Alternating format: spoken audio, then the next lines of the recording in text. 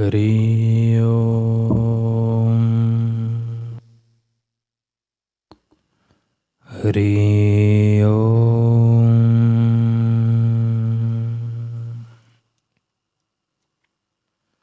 हरि ओम। ओम श्री सद्गुरु परमात्मने नमः। श्री योग वशिष्ठ महारामायण।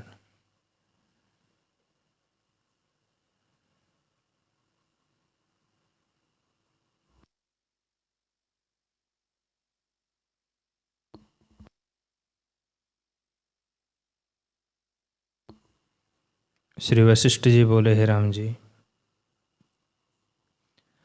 इस जगत के आदि में शुद्ध ब्रह्म सत्ता थी। उसमें जो जगत का आभास हो रहा है उसको भी तुम वही स्वरूप जानो। जैसे स्वप्न में आदि अनुभव आकाश होता है और उसमें स्वप्न की सृष्टि प्रकट होती है, सो वह अनुभव रूप है, भिन्न कुछ नहीं। वैसे ही यह जगत अनुभव रूप है, भिन्न नहीं। जैसे समुद्र द्रव्यता से तरंग रूप होकर दिखता है, वैसे ही चैतन्य ब्रह्म जगत रूप होकर भासित होता है।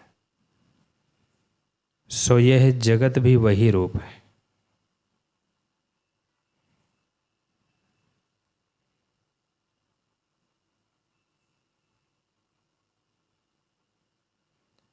हे राम जी, वास्तव में कोई दुख नहीं है। दुख और सुख अज्ञान से प्रतीत होते हैं। जैसे एक निद्रा में दो वृत्तियां दिखती हैं, एक स्वप्न वृत्ति और दूसरी सुषुप्ति वृत्ति। वैसे ही अज्ञानी की दो वृत्तियां होती हैं, सुख की और दुख की। किंतु ज्ञानवान ब्रह्म रूप है। जैसे कोई पुरुष स्वप्न से जाग उठता है तो उसको स्वप्न की सृष्टि असत रूप दिखती है, वैसे ही ज्ञानवान को यह सृष्टि असत्य दिखती है। जैसे जिसने मरुस्थल की नदी के जल का अत्यंत अभाव जाना है, वह जलपान की इच्छा नहीं करता, वैसे ही सम्यकदर्शी पुरुष जगत को असत्य जानता है, इसलिए वह जगत के पदार्थों की इच्छा भी नहीं करता। जो असम्यकदर्शी है उनको जगत सत्य प्रतीत होता है और वह किसी पदार्थ को ग्रहण करते हैं और किसी का त्याग करते हैं। हे राम जी, परमात्मा ईश्वर है, उसमें जगत इसी प्रकार है। जैसे समुद्र में तरंग होते हैं, जैसे समुद्र और तरंग में भेद नहीं, वैसे ही आत्मा और जगत में भेद नहीं है। जो तुम कहो कि अविद्या ही जगत का कारण है, तो अविद्या जगत का कारण तब कहलाती है जब वह जगत से प्रथम सिद्ध होती है, पर अविद्या तो अविद्यमान है। जैसे परमात्मा में जगत आभास मात्र है, वैसे ही अविद्या भी आभास मात्र है। जो आप ही आभास मात्र हो, उसे जगत का कारण कैसे कहिए। जगत आभास और अविद्या का आभास इकट्ठा ही जगह है। जैसे स्वप्न में सृष्टि दिखती है और उसमें घट घटादि पदार्थ दिखते हैं, वह किसी कुम्हार ने मृत्तिका लेकर तो नहीं बनाए। जैसे घट उपजा है, वैसे ही कुम्हार और मृत्तिका भी उपजे। जैसे इन सब का भासित होना इकट्ठा ही होता है, वैसे ही जगत और अविद्या एक साथ ही उपजे हैं। अविद्या पहले तो सिद्ध नहीं होती, तब उसको जगत का कारण कैसे मानिए।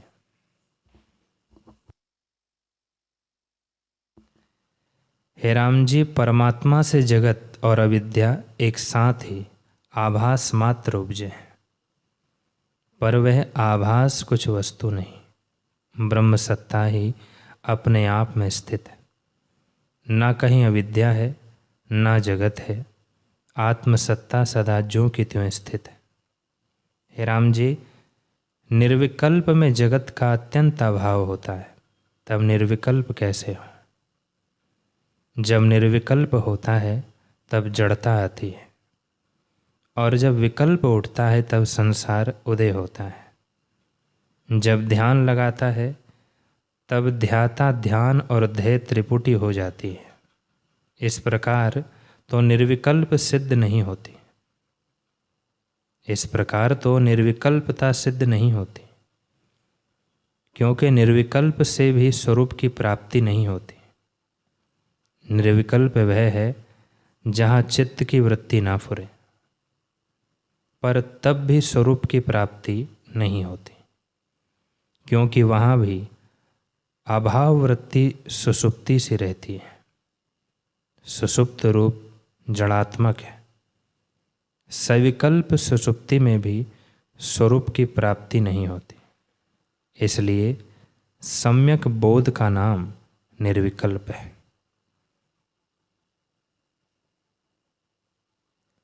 हे राम जी, जिसको सम्यक बोध निर्विकल्पता से जगत का अत्यंत अभाव हुआ है, वह जीवन मुक्त है। वही निर्विकल्प पद कहलाता है, और वही परम जड़ता है, जहाँ जगत का होना असंभव है। हे राम जी, निर्विकल्प और सविकल्प स्वरूप की प्राप्ति नहीं होती, क्योंकि ये दोनों मन की वृत्तियां हैं। जैसे एक निद्रा की वृत्ति स्वप्न और सुषुप्ति रूप है, वैसे ही यह निर्विकल्प और सविकल्प मन की वृत्ति है। निर्विकल्प सुषुप्ति रूप और पत्थर सदृश है, और सविकल्प स्वप्न सदृश चंचल रूप है।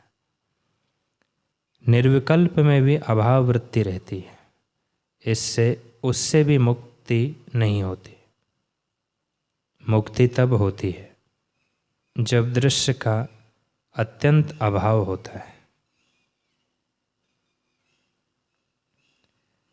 हे राम जी, जहाँ आत्म अनुभव में आकाश से इतर उत्थान नहीं होता, उसका नाम अत्यंत सुषुप्ति निर्विकल्पता है।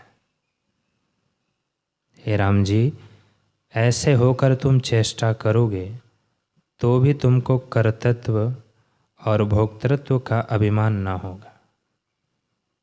आत्मा को अद्वैत और जगत का अत्यंत अभाव जानने ही का नाम बोध है।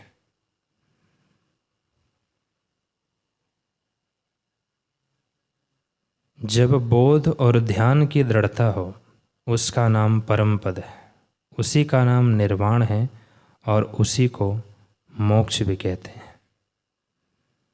जो पद किंचन और अकिंचन है और सर्वदा अपने आप में स्थित है, उसमें ना नानत्व कहना है, ना अनाना शब्द है, ना सविकल्प है, ना निर्विकल्प है।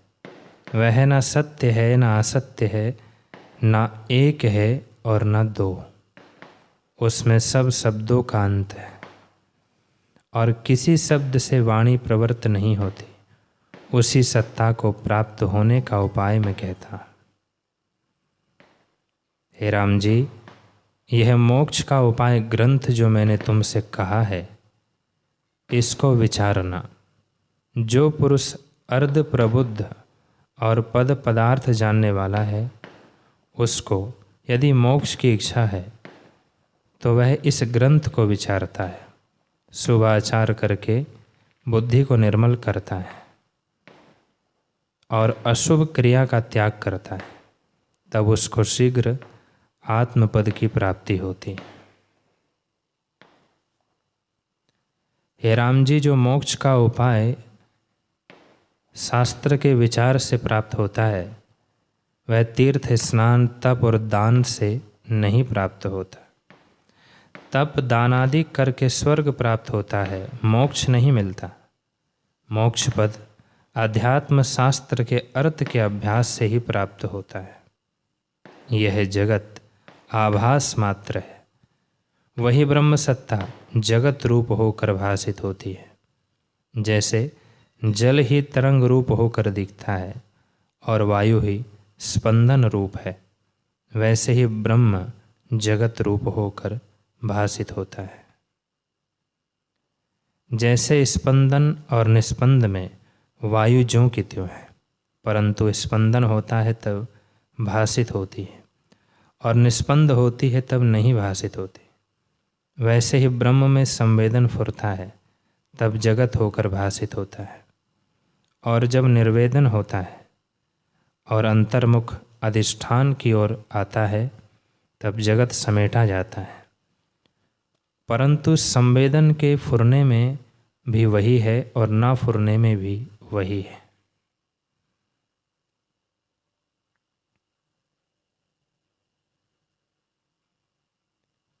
इसलिए हे राम जी, सब जगत ब्रह्म स्वरूप है, ब्रह्म से भिन्न कुछ नहीं बना, और जो भिन्न भासित होता है उसे ब्रह्मात्र ही जानना।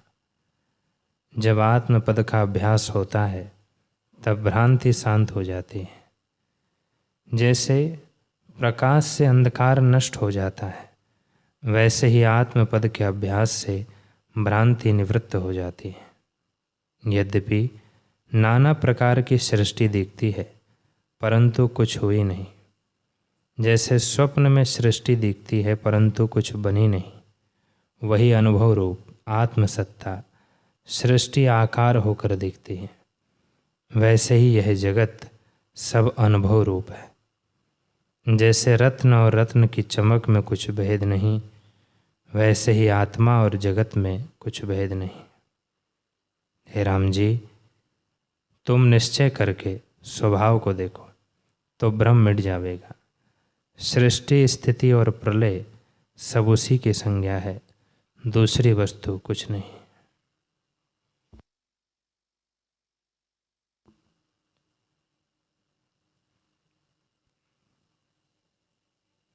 हे राम जी, ये सब आकार जो तुमको दिखते हैं संवेदन रूप है, कुछ बने नहीं।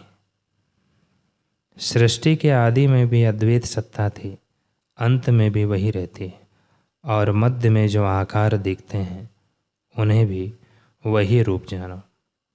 जैसे स्वप्न की सृष्टि के आदि में जो शुद्ध संवित होती है और उसमें आकार प्रकट होता है, वह भी अनुभव रूप है और कुछ नहीं बना। आत्मसत्ता ही पिंडाकार होकर भासित होती है, और जितने पदार्थ दिखते हैं सो आकाश रूप आभास मात्र है। आत्मसत्ता सदा शुद्ध है, परंतु अज्ञान से अशुद्ध की नहीं लगती है। विकार से रहित है परंतु विकार सहित लगती है। अनाना है परंतु नाना की नहीं दिखती है, और आकार से रहित है परंतु आकार सहित प्रतीत होती है। जैसे स्वप्न की सृष्टि अपना अनुभव रूप होती है, परंतु स्वरूप के प्रमाद से नाना प्रकार की भिन्न भिन्न भासित होती हैं और जागने पर एकात्म रूप हो जाती हैं, वैसे ही यह सृष्टि भी अज्ञान से नाना प्रकार की भासित होती है और ज्ञान से एक रूप भासित होती है। विद्यमान लगती है पर उसे असत्य ही जानो। आत्मसत्ता सदा शुद्ध रूप शांत और अनंत है, उसमें देश काल और पदार्थ आभास मात्र है।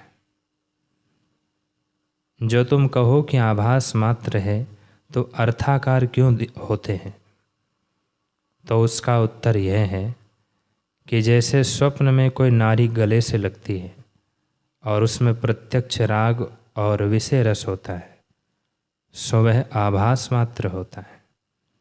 वैसे ही जागृत में विषय क्षुधा को, अन्न तृषा को, जल और भी सब ऐसे ही होते हैं और सब पदार्थ प्रत्यक्ष लगते हैं,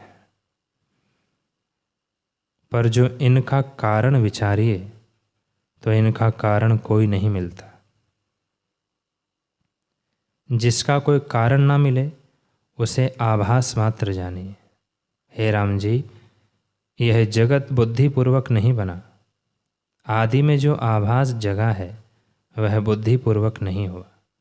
उसमें जब जगत का संकल्प दृढ़ हुआ है तब कारण से कार्य भाषित होने लगा, परंतु जिनको स्वरूप का प्रमाद हुआ है उनको कारण से कार्य दिखने लगे। पर जो आत्म स्वभाव में स्थित है उनको सब जगत आत्मस्वरूप है। हे राम जी, कारण से कार्य तब हो जब पदार्थ भी कुछ वस्तु हो।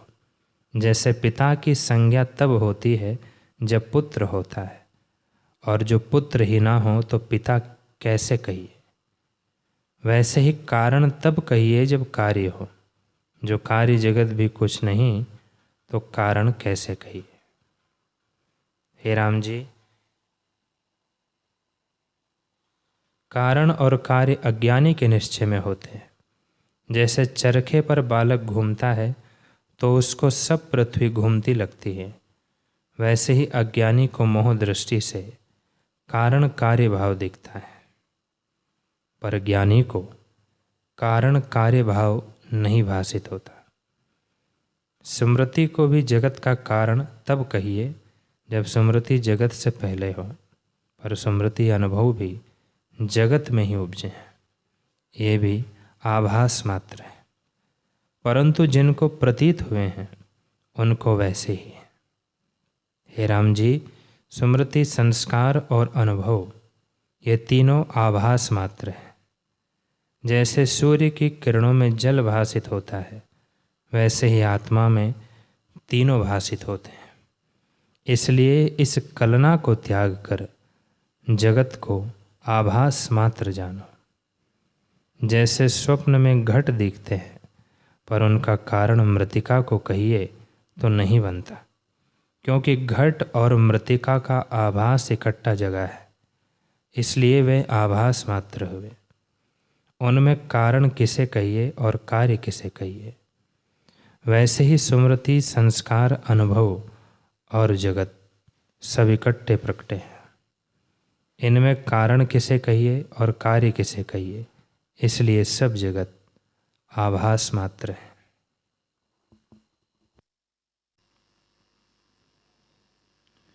श्री वशिष्ठ जी बोले, हे राम जी, यह सब जगत जो तुमको दिखता है वह आत्मसत्ता का आभास।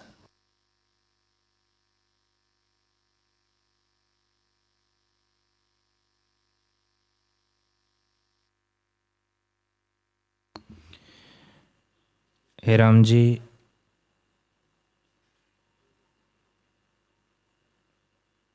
यह सब जगत जो तुमको दिखता है वह आत्मसत्ता का आभास है।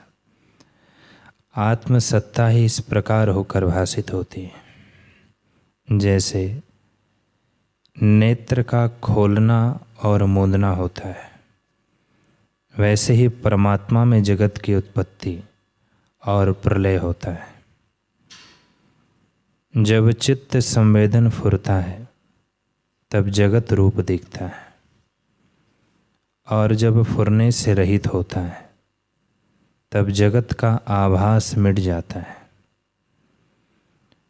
जगत की उत्पत्ति और प्रलय में आत्मसत्ता ज्यों की त्यों है।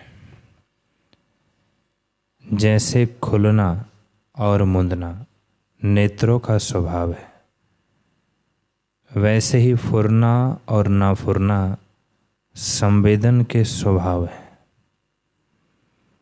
जैसे चलना और ठहर जाना दोनों वायु के स्वभाव हैं। जब चलती है तब जान पड़ती है, और जब नहीं चलती तब नहीं जान पड़ती। चलने में वायु की 3 संज्ञा होती है।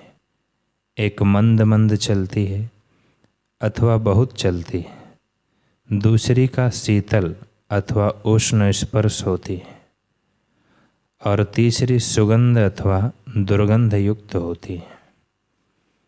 ये तीनों संज्ञा फुरने में होती हैं, पर जब फुरने से रहित होती है तब तीनों संज्ञा मिट जाती हैं।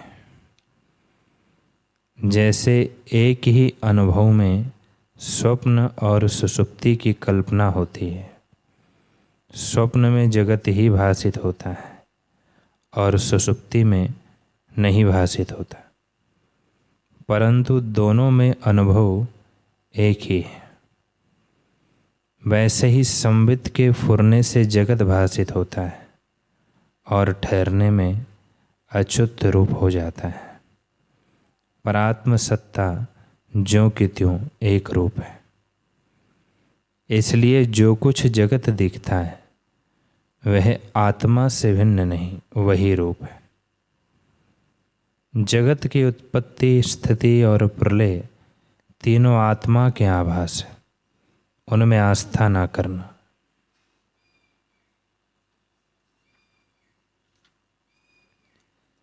हे राम जी, मैंने इस परम सिद्धांत का तुमको उपदेश किया है। जिन युक्तियों से कहा है वैसी कोई नहीं कहेगा।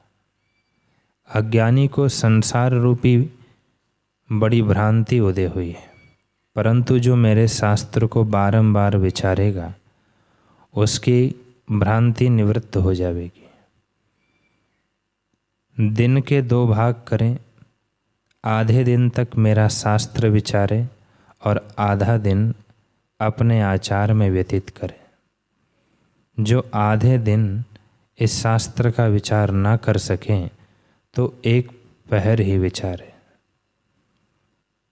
जैसे सूर्य के उदय से अंधकार निवृत्त होता है, वैसे ही उसकी भ्रांति निवृत्त हो जाएगी। जो मेरे वचनों को वृथा जानकर उनकी निंदा करेगा उसको आत्मपद की प्राप्ति न होगी, क्योंकि उसने शास्त्र के तत्व को नहीं जाना। जीव का यह कर्तव्य है कि प्रथम और शास्त्रों को विचार लें, फिर पीछे इसको विचारे जिसमें उसे इस शास्त्र की महिमा ज्ञात हो। हे राम जी, यह मोक्ष उपाय शास्त्र आत्मबोध का परम कारण है। यदि जीव पद पदार्थों का जानने वाला हो और इस शास्त्र को बारंबार विचारे तो उसकी भ्रांति निवृत्त हो जाएगी।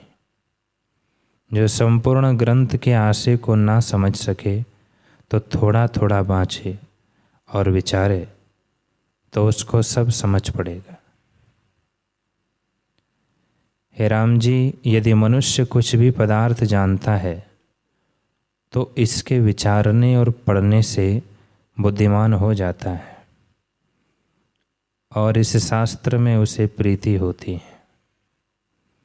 इसको विचारने वाले की बुद्धि और शास्त्रों की ओर नहीं जाती, इससे यह विचारने योग्य है। जो पुरुष आत्म विचार से रहित है उसका जीवन वृथा है। जिनको यह तत्व विचार है उनको सब पदार्थ आत्मरूप हो जाते हैं। जो एक श्वास भी आत्म विचार से रहित होती है वह वृथा हो जाती है। मनुष्य की ऐसी एक श्वास के समान संपूर्ण पृथ्वी का धन भी नहीं है। यदि एक श्वास निष्फल जाए तो फिर मांगे नहीं मिलती। ऐसी श्वास को जो वृथा गवाते हैं उनको तुम पशु जानो। हे राम जी, आयु बिजली की चमक के समान है। जैसे बिजली की चमक तुरंत मिट जाती है वैसे ही आयु नष्ट हो जाती है। ऐसे शरीर को पाकर जो सुख की तृष्णा करते हैं वे महामूर्ख हैं। हे राम जी, यह संपूर्ण जगत आभास मात्र है। सत्य लगता है तो भी इसको असत्य जानो। जैसे स्वप्न की सृष्टि में कोई मृतक होता है, उसके बांधव रुदन करते हैं और इसका प्रत्यक्ष अनुभव होता है, परंतु हुआ कुछ नहीं, सब भ्रांति मात्र है। वैसे ही इस जगत को ब्रह्मात्र जानो।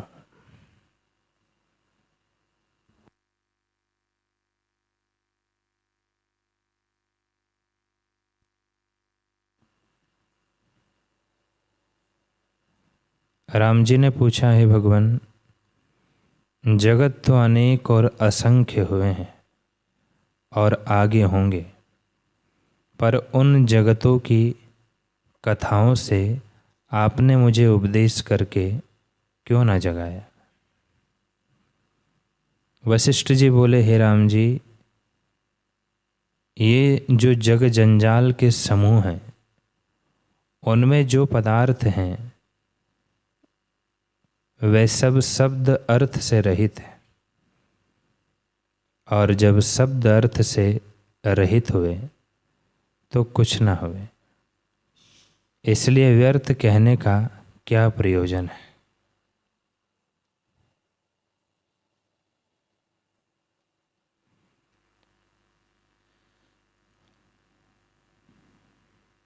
हे राम जी, जब तुम विदित वेद और निर्मल त्रिकालदर्शी होंगे तब इन जगतों को स्वयं जानोगे।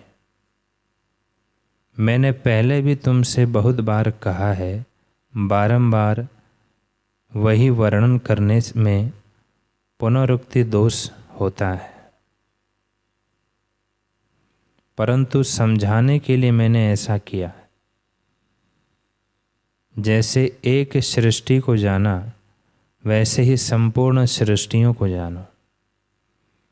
जैसे अन्न के ढेर से एक मुट्ठी भर को देखकर जान लिया जाता है कि सब दाने ऐसे ही हैं, वैसे ही एक ही सृष्टि का यथार्थ स्वरूप जाना तो सब सृष्टियों को भी जान लिया। हे राम जी, यह सब जगत किसी कारण से नहीं उत्पन्न हुआ। जिसमें कारण बिना पदार्थ भासित हो उसे जानिए कि वही रूप है। सृष्टि के आदि में भी वही सत्ता थी, अंत में भी वही होगी, और मध्य में जो कुछ दिखता है उसे भी वही रूप जानिए।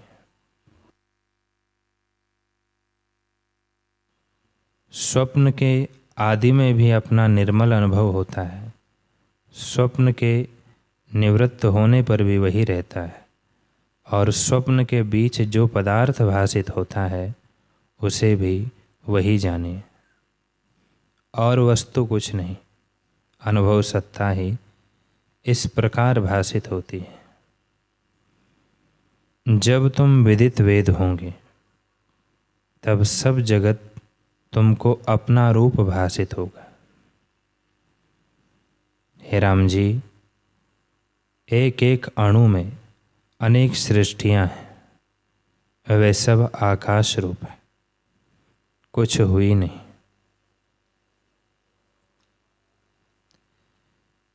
इस पर एक आख्यान कहता हूँ, उसे सुनो।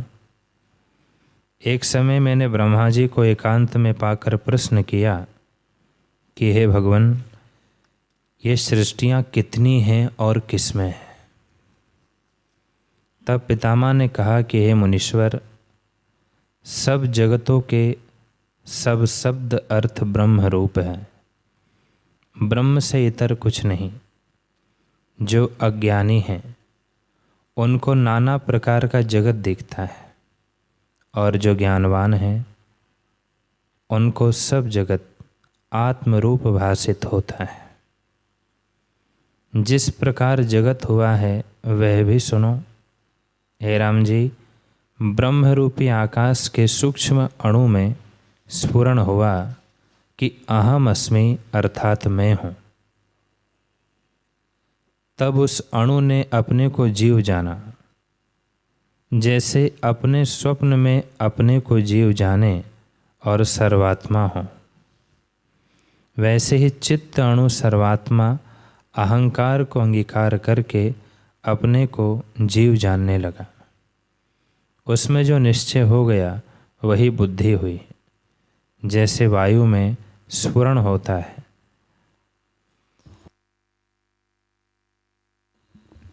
वैसे ही उसमें संकल्प विकल्प रूपी स्फुरण हुआ, उसका नाम मन हुआ। तब मन के साथ मिलकर चित्त अणु ने देह को चेता और अपने में देह और इंद्रियां भासित होने लगी। उसने अपने साथ शरीर देखा कि यह शरीर मेरा है। जैसे स्वप्न में अपने साथ कोई शरीर को देखे और बड़ा स्थूल देख पड़े, वैसे ही उसने अपने साथ स्थूल शरीर देखा और बड़ा स्थूल देख पड़े। वैसे ही उसने अपने साथ स्थूल शरीर देखा। जैसे स्वप्न में सूक्ष्म अनुभव से बड़े पर्वत दिखते हैं, वैसे ही सूक्ष्म अणु से स्थूल विराट भासित होने लगा। फिर देश काल की कल्पना की, तब नाना प्रकार के स्थावर जंगम प्राणी और विराट भासित होने लगा। जैसे स्वप्न में दिखने वाले देश काल और पदार्थ कुछ नहीं है, वैसे ही देश काल पदार्थ भासित हुए, परंतु है कुछ नहीं। जब चित्त संबित बहिर्मुख जगती है, तब नाना प्रकार का जगत दिखता है,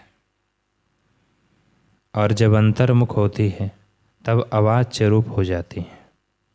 जैसे वायु चलने और ठहरने में एक रूप होती है, वैसे ही फुरने और ना फुरने में संबित एक तथा अभेद है।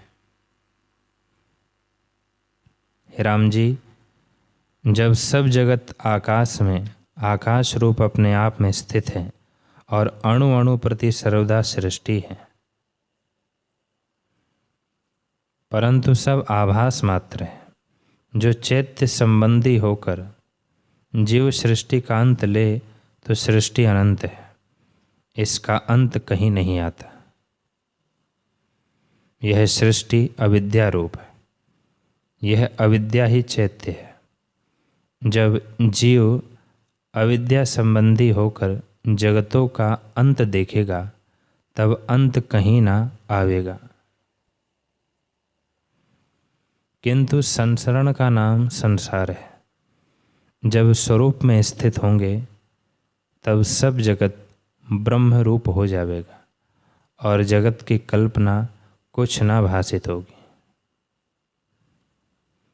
हे राम जी, इस जगत के आदि में भी अद्वैत सत्ता थी, अंत में भी जानो और कुछ बना नहीं।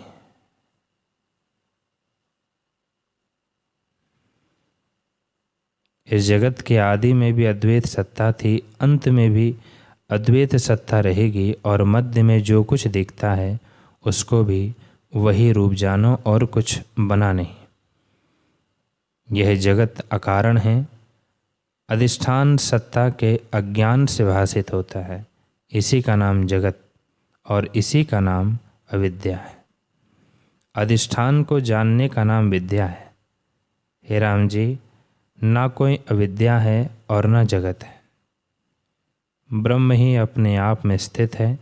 चाहे जगत कहो और चाहे ब्रह्म कहो, दोनों एक ही वस्तु के नाम है।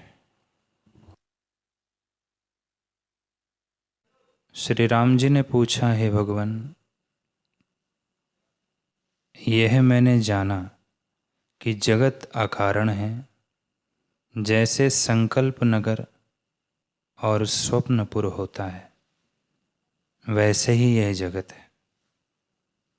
पर जो अकारण ही है, तो अब यहाँ सब पदार्थ कारण से उपजते क्यों देख पड़ते हैं?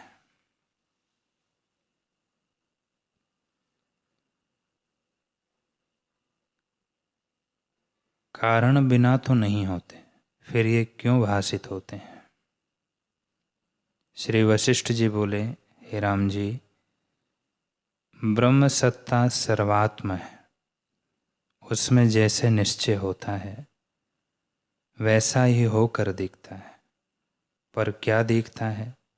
अपना अनुभव ही ऐसे होकर दिखता है। जैसे स्वप्न में अपना ही अनुभव नाना प्रकार के पदार्थ होकर दिखता है, परंतु उपजा कुछ नहीं। सब पदार्थ आकाश रूप है, वैसे ही यह जगत कुछ उपजा नहीं, कारण से रहित आकाश रूप है। हे राम जी, आदि सृष्टि अकारण हुई है। पीछे से सृष्टि में आभास रूप मन ने जैसा जैसा निश्चय किया है वैसा ही दिखता है, क्योंकि मन सर्वशक्ति रूप है। आदि सृष्टि जो उपजती है वह अकारण रूप है। पीछे से सृष्टि काल में कारण कार्य रूप हुए हैं।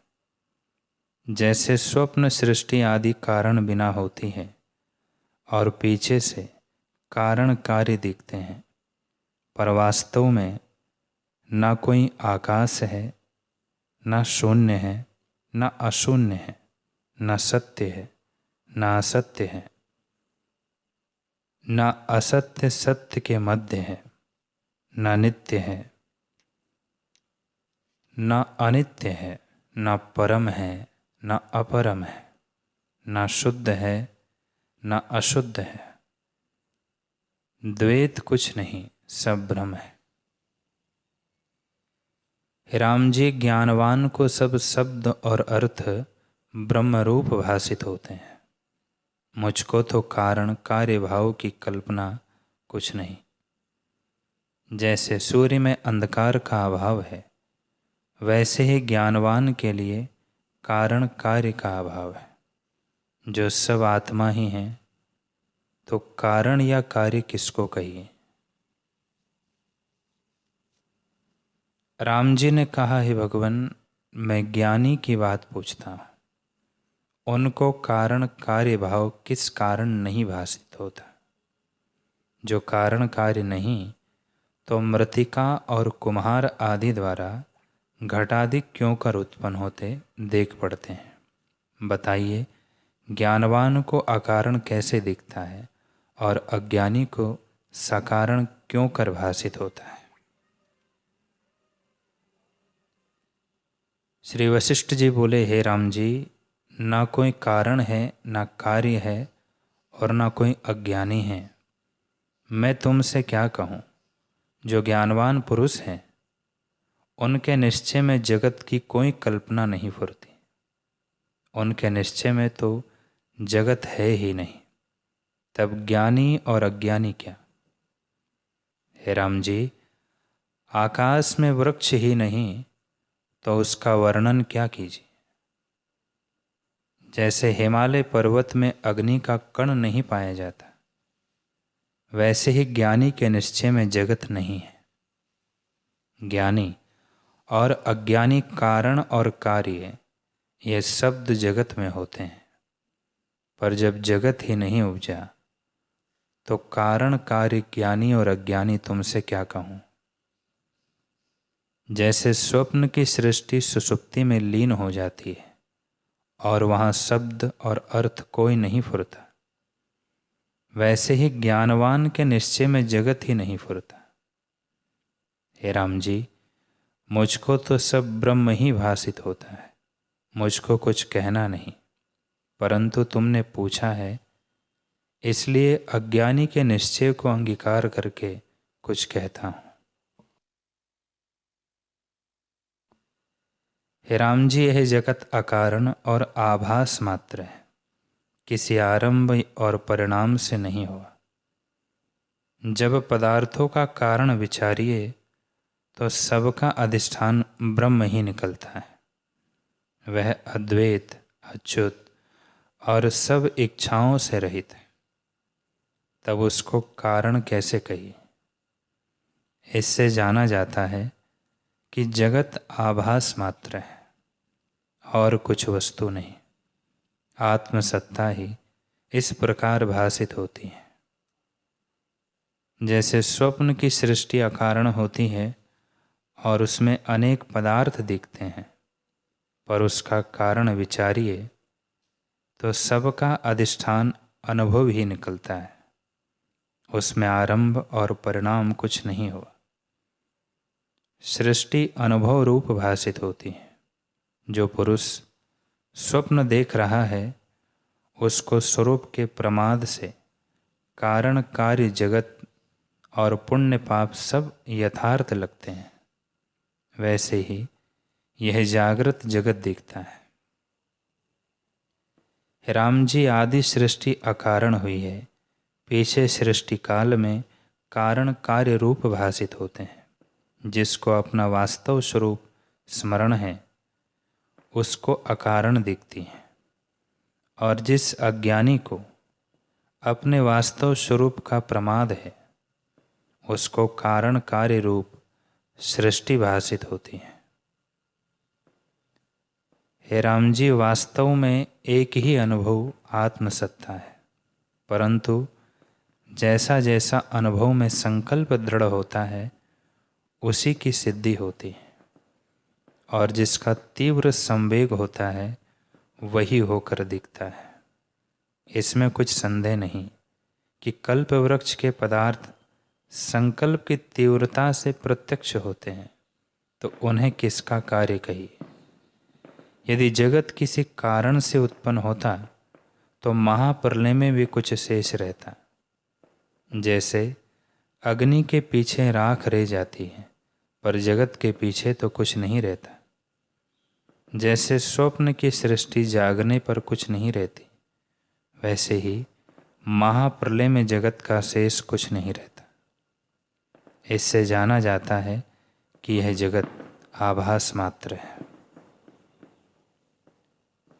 जैसे ध्यान में ध्याता पुरुष किसी आकार को रचता है तो उसका कारण कोई नहीं होता, वह तो आकाश रूप है, और अनुभव सत्ता ही फुरने से इस प्रकार होकर भासित होती है। आकार तो कोई नहीं, और जैसे गंधर्व नगर कारण से रहित दिखता है, वैसे ही यह जगत कारण बिना प्रकट हुआ है।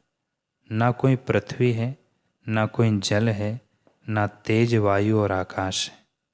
सब आकाश रूप है, परंतु संकल्प की दृढ़ता से पिंडाकार भासित होते हैं। हे राम जी, जब मनुष्य मर जाता है तब शरीर यहीं भस्म हो जाता है। फिर जीव परलोक में अपने साथ शरीर देखता है, और उस शरीर से स्वर्ग नरक में सुख दुख भोगता है। तो उसका कारण कौन है? उसका कारण कोई नहीं पाया जाता।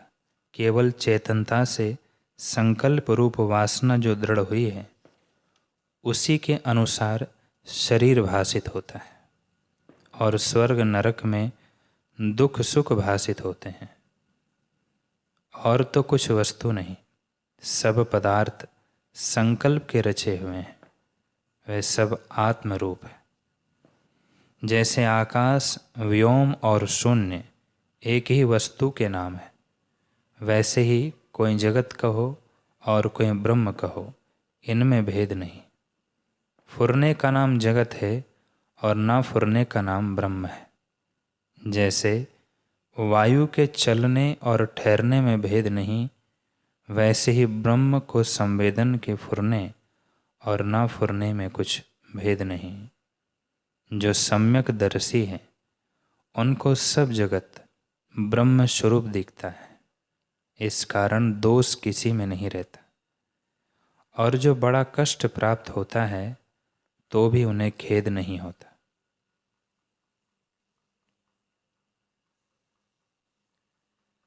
हे राम जी, जैसे कोई पुरुष स्वप्न में युद्ध करता है और उसको अपना जागृत स्वरूप स्मरण हो आता है, तो वह स्वप्न को स्वप्न जानता हुआ युद्ध करता है तो भी दुख नहीं होता। वैसे ही जो पुरुष परम पद में जागा है उसकी सब क्रियाएं होती हैं, परंतु वह अपने को अक्रिय जानता है। हे राम जी, ज्ञानवान की सब चेष्टाएं होती है, परंतु उसके निश्चय में क्रिया का अभिमान नहीं होता। जैसे नट सब स्वांग भरता है, परंतु अपने को स्वांग से अलग और स्वांग की क्रिया को असत्य जानता है, क्योंकि उसको अपना स्वरूप स्मरण रहता है। वैसे ही ज्ञानवान सब क्रियाओं को असत्य जानता है। हे राम जी, ये सब पदार्थ अजात जात है, उपजे नहीं।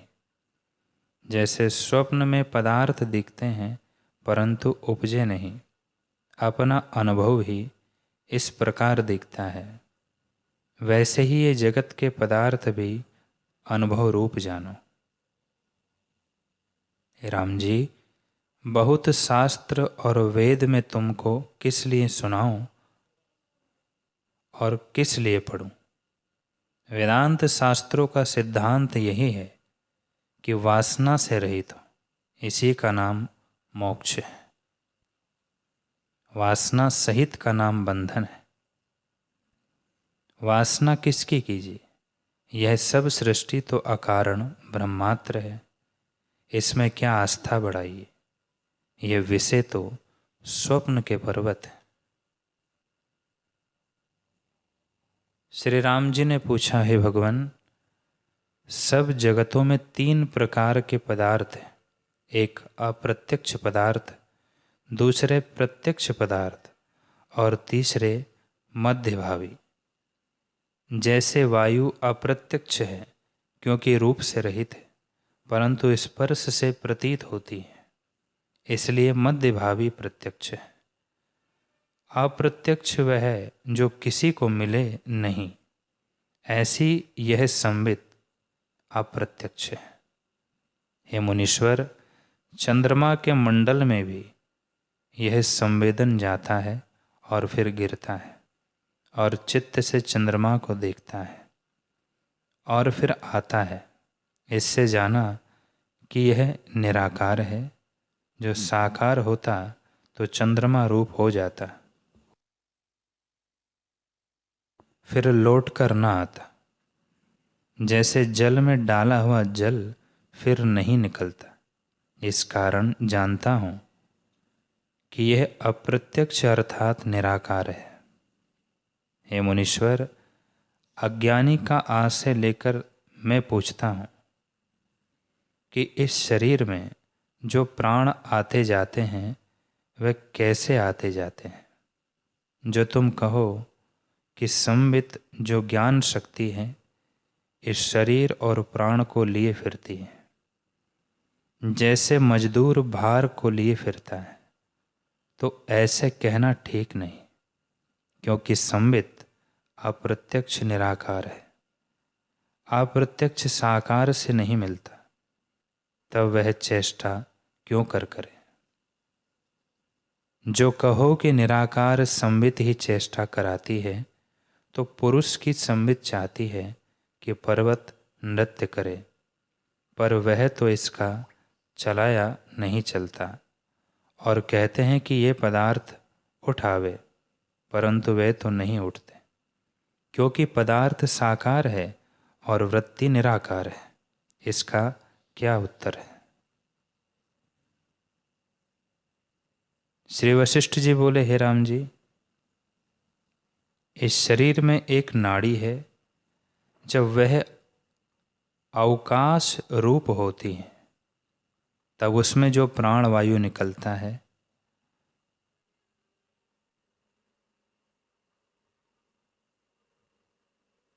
तब उसमें से जो प्राण वायु निकलता है और जब संकोच रूप होती है तब प्राण वायु भीतर आता है।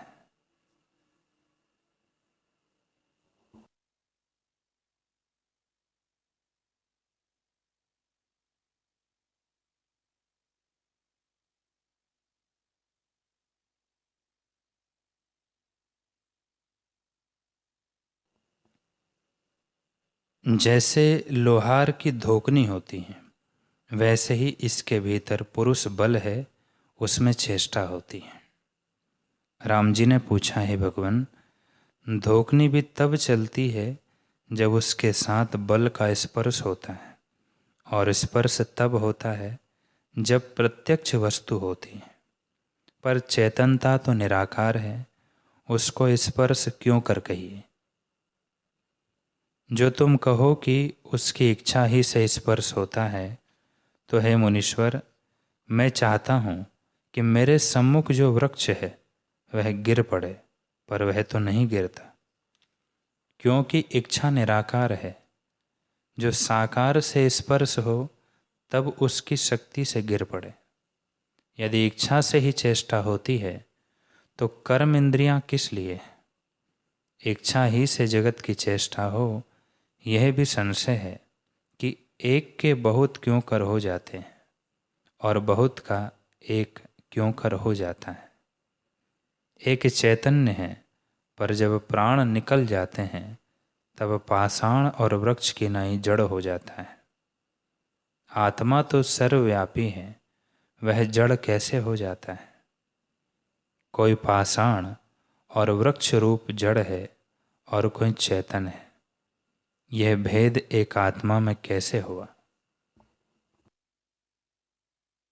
श्री वशिष्ठ जी बोले, हे राम जी, तुम्हारे संशय रूपी वृक्षों को मैं वचन रूपी कुल्हाड़े से काटता हूँ। जिनको तुम प्रत्यक्ष साकार कहते हो, सो उनमें आकार कोई नहीं, सब निराकार है। वह शुद्ध आत्मा अद्वैत सत्ता ही इस प्रकार होकर भासित होती है। यह आकार कुछ बने नहीं। जैसे स्वप्न नगर में जो आकार दिखते हैं वे सब आकाश रूप निराकार है, वैसे ही ये आकार भी जो तुमको दिखते हैं सब निराकार है। स्वप्न में जो पर्वत दिखते हैं वे किसके आश्रय होते हैं, और देहादिक दिखते हैं वे किसके आश्रय हैं? इसलिए वे कुछ बने नहीं। अनुभव सत्ता ही आकार रूप हो दिखती हैं। वैसे इसे भी जानो कि आकार रूप कोई नहीं। हे राम जी, जब इन पदार्थों का कारण विचारिए तो कारण कोई नहीं निकलता। इसी से जाना जाता है कि आभास मात्र है, बने कुछ नहीं। आत्मसत्ता ही इस प्रकार होकर भासित होती है। आत्मसत्ता अद्वैत और परम शुद्ध है।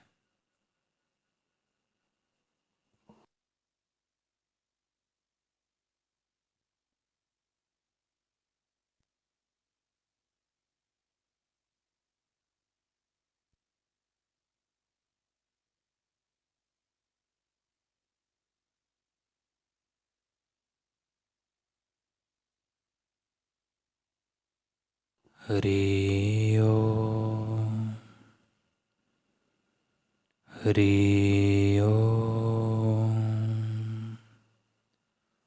ओम सहनाववतु सहनो भुनक्तु सह वीर्यं करवावहै तेजस्विनावधीतमस्तु मा विद्विषावहै। ओम शांति शांति शांति। श्री सद्गुरुदेव भगवान की जय।